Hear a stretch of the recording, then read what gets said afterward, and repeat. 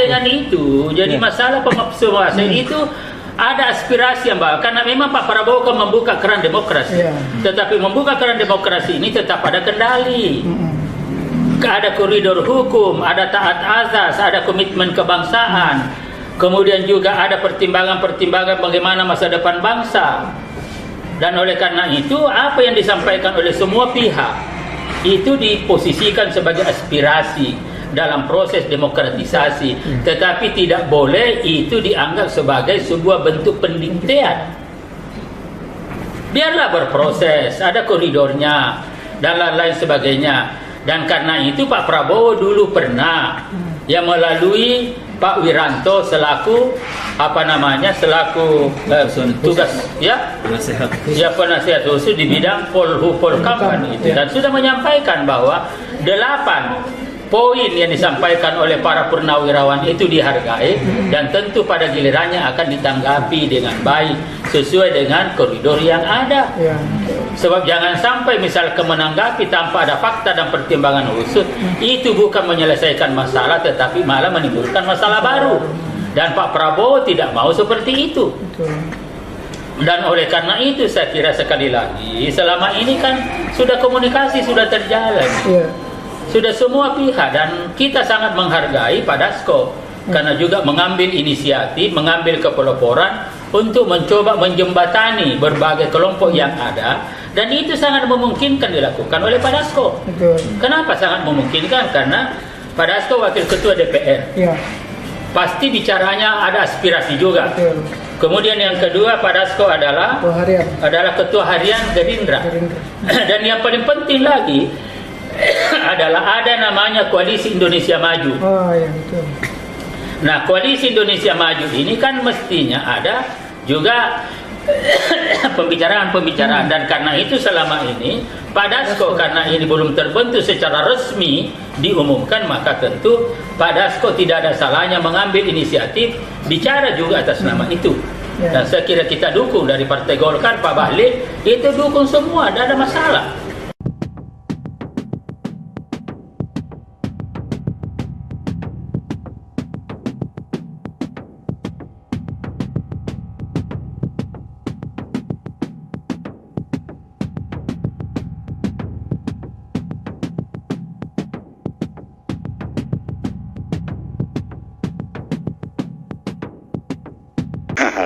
Saya kan sudah katakan harus ada basic dasar apa pemakzulan itu, bukan hanya faktor suka atau tidak suka, ya, bukan hanya faktor output kinerja semata-mata. Ada skandal di sana yang tidak bisa terbantahkan. Mungkin itu kita progres atau proses ke arah pemakzulan. Kalau tidak ada hal itu, tidak ada angin, tidak ada hujan, kemudian kita usulkan usulan pemakzulan, saya bilang kita bukan membawa kenyamanan, ketentraman, dan kondusifnya situasi politik dalam negeri. Kita mulai membuat masalah-masalah baru. Sekarang pemilu baru selesai. Pikiran-pikiran Nasdem seperti ini. Tidak menempatkan faktor suka atau tidak suka semata-mata. Tapi bagaimana konstitusi ini kita rawat dan kita jaga bersama. Ya kan? Kalau dasarnya hanya kebencian, wah susah kita ini. Kalau menyatakan aku yang paling benar dalam hidup ini, orang lain semuanya salah, itu juga tidak benar menurut saya. Iya, penyampaian dari Pak Said Didu ya, ini dari Golkar juga beliau ini ya. Ya, menyampaikan atau memberikan respon soal pemakzulan Wakil Presiden Gibran ya. Ini saya rasa sudah setiap hari saya bahas. Tapi tetap aja menarik gitu ya, karena banyak pikiran-pikiran baru ya, banyak pendapat-pendapat baru, banyak perspektif baru, informasi baru, pemahaman baru yang terus menerus kita sampaikan dan kita akan ulas. Tapi satu hal yang saya sering sampaikan, tidak gampang dan tidak mudah bukan berarti tidak bisa. Tapi rasa-rasanya memang beberapa hari yang lalu ya, rapat paripurna DPR tak bacakan soal pemakzulan ya, atau mungkin dari total jumlah DPR yang hadir ya 2/3-nya belum ada yang setuju atau apa gitu ya. ya, sehingga untuk saat ini proses pemakzulannya mungkin masih berlanjut atau sudah stop atau bagaimana. Tapi saya rasa terus berlanjut ya, rasa-rasanya seperti itu ya, meskipun saya sampaikan tidak mudah. Tapi sebetulnya ini menjadi sebuah pro dan kontra ketika kita menyadari bahwa ini kan Gibran dipilih oleh rakyat Indonesia gitu loh ya. Ini Gibran dipilih oleh masyarakat melalui pemilihan umum. Prabowo Gibran dipasangkan sepaket dan sepasang dan menang telak di angka 58% dari seluruh total jumlah pemilih. Jadi yang mengusulkan pemakzulan ini berapa ratus orang sih? Atau berapa ratus ribu orang sih? Dengan jumlah penduduk Indonesia sebanyak ini, kan begitu kira-kira. Tetapi ya inilah negara yang berdemokrasi. Ya mungkin banyak orang berpendapat begini begono, dilakukan penuntutan, ya it's okay. Ya terlepas nanti DPR merespon atau apa, ya itu urusan ke belakang, itu hal lain. Tapi rasa-rasanya juga ini bukan tuntutan biasa. Ya, karena ini soal pemakzulan wakil presiden, memberhentikan wakil presiden tengah jalan. Impeachment itu apakah bisa dilakukan atau tidak? Nah, kita lihat ke depannya bagaimana. Lagi pula ini tuntutan yang diusulkan ya oleh para purnawirawan TNI dengan berbagai pangkat, ratusan jenderal dan pangkat-pangkat lainnya. Jadi bukan hanya soal masyarakat biasa yang melakukan tuntutan ini, bukan rakyat kecil, tapi rakyat Indonesia dan juga para purnawirawan yang mungkin banyak jasa yang mereka kontribusikan untuk negeri ini, kan begitu kira-kira ya. Dan saya juga mendengar tanggapan dari Pak Jokowi mengatakan ya itu kan harus sepaket dan seterusnya kan begitu ya. Jadi dalam hal ini nanti kalau bila mana teman-teman punya pendapat lain, boleh silakan sampaikan di komentar pada video ini agar nanti kita bisa sama-sama saling bertukar pikiran antar satu dengan yang lain lewat komentar di video ini. Ya kita coba sampaikan komentar teratas di sini saja ya. Saya akan ulas dan semoga ini menjadi pemahaman baru bagi kita.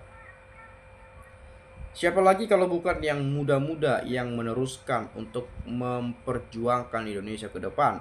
Terus berjuang Mas Gibran, semangat tetap sehat. Allah selalu ada untuk membela orang-orang benar. Tetapi dalam hal ini bukan soal memberikan kesempatan kepada anak muda, memberikan kesempatan kepada anak muda dan seterusnya. Saya juga anak muda. Saya bangga juga. Tetapi pada proses yang memang ya kita sebut ya ada problem gitu ya. Ya kurang apa juga, kurang elok juga rasa-rasanya kan begitu. Dan kemudian ini juga banyak saya mendengarkan dari para penganut politik, ini bukan tentang persoalan anak mudanya, bukan memberikan kesempatan kepada anak muda, ya bukan persoalan ini itu, tetapi ini nasib rakyat ditentukan oleh pemimpin kita. Ya, Gibran, oke, anak muda, ya merepresentasikan anak muda, menjadi perwakilan anak muda misalnya. Tetapi secara pengalaman, secara kemampuan, kapasitas, potensi, legitimasi, dan seterusnya gitu ya. Mau dibawa kemana bangsa ini ke depan? Bila mana Presiden Prabowo berhalangan tetap, yang menggantikan adalah Gibran. Itu sering sekali bahasa-bahasa seperti itu yang saya dengar. Tetapi ya saya sendiri sih percaya Pak Prabowo bakal sehat terus. Kelihatannya juga gagah juga gitu ya. Pergi ke luar negeri, ke sana kemari bisa-bisa saja. Tetapi ada kekhawatiran dari pihak-pihak lain. Ya saya nggak tahu kekhawatiran apa ini ya. Sehingga tuntutan itu dilayangkan untuk dimakzulkan kan begitu kurang lebihnya ya. Itu sering sekali saya dengarkan itu. Tapi untuk kejelasannya sih ya menurut saya tergantung pada Pak Prabowo-nya saja sih sebetulnya. Bagaimanapun dukungan parlemen dengan berbagai jumlah anggota DPR dari fraksi-fraksi parpol-parpol yang dimana Kim Plus, Koalisi Indonesia Maju Plus, yaitu tegak lurus pada Pak Prabowo Subianto sebagai presiden, ya harusnya kalau Pak Prabowo setuju ya udah digelar aja sidangnya kan begitu. Langsung rapat pimpinan, nanti bawakan ke MPR, dibawakan ke MK, DPR lagi baru sidang pemakzulan kan begitu ya. Tapi ya itu tadilah balik lagi yang saya katakan ya nggak gampang. Tidak hanya persoalan hukum, tetapi pasti ada gejolak politik yang mungkin akan besar di sini ya. Kemudian semangat kerja Pak Wapres Gibran Rakabuming Raka, maju terus, sukses selalu ke depannya. Hormati, hargai pilihan rakyat 50% satu paket ya. Tenang, santai, tegak lurus bangun negeri ini Mas Gibran, Allah pasti melindungimu. Semangat Pak Wapres, hanya Gibran wakil kalangan muda yang membuat menang Prabowo karena milenial muda yang suaranya paling banyak di Pilpres. Mari rakyat yang cerdas, jangan sudi sama pejabat atau mantan pejabat yang bikin kacau, memecah belah, bikin rusak ketentraman. Kita sudi ngikuti ya. Betul Pak, orang bijak tentu mentelaah apa yang namanya usulan, nggak perlu merta memvonis dan menghakimi pilihan. Ya, dukung pemerintahan yang sah Prabowo Gibran yang sudah dilantik MPR. Lebih baik usulan tentang solusi peningkatan perekonomian rakyat ya. Alangkah indah dan bijaknya andai kata para elit memikirkan bagaimana agar bansos dan PKH data baru atau lama segera cair, agar para rakyat yang berhak menerima seperti kaum duafa, fakir miskin, ekonomi lemah, dan pendidikan keluarga kurang mampu dapat terbantu. Inilah yang seharusnya diperjuangkan oleh para elit dan pemerintah untuk rakyatnya. Harga bahan pokok melambung naik, rakyat kecil semakin tercekik dan menjerit. Jadi sebagian besar juga menyatakan bahwa daripada tuntut ini tuntut itu, pemakzulan dan lain sebagainya, mending ya perampasan aset, meningkatkan ini itu dan lain sebagainya untuk kemajuan bangsa dan negara ke depan. Mungkin teman-teman kalau punya respon pendapat lain atau sudut pandang yang berbeda, silakan sampaikan di komentar pada video ini. Dari saya itu saja, terima kasih. Saya ucapkan sekali lagi salam dan sampai jumpa.